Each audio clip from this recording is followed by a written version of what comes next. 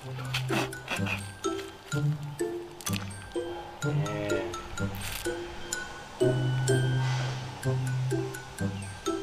้ยปิดบ้าวะเอ้ากูก็ลิ้นปกติบ่ให้ตูดแม่เฮ็ดนั่นน่ะซะนะตูดอันนี้บ่ได้เฮ็ดนั่นน่ะซะนะคิดบ่กูคิดบ่ได้บ่คิดบ่ได้บ่กูไปบ่ซะนะเอาบ่ได้บ่ได้บ่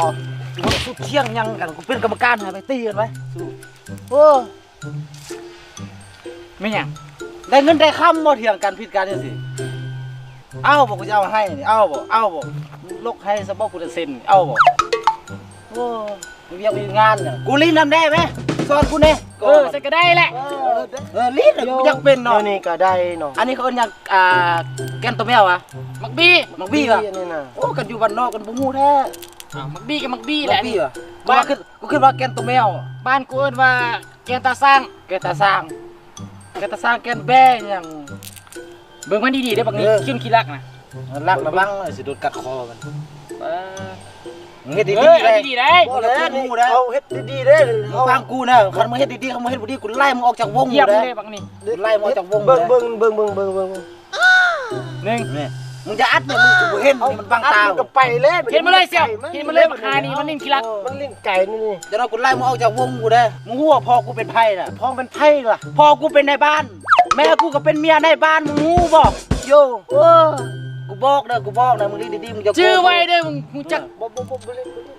เข้าเร็วนะบ่สู้จักอาชีพพ่อกูสุดสิหนาวเด้กูบ่หนาวดอกตอนนี้กูฮ้อนน่ะนี่บ่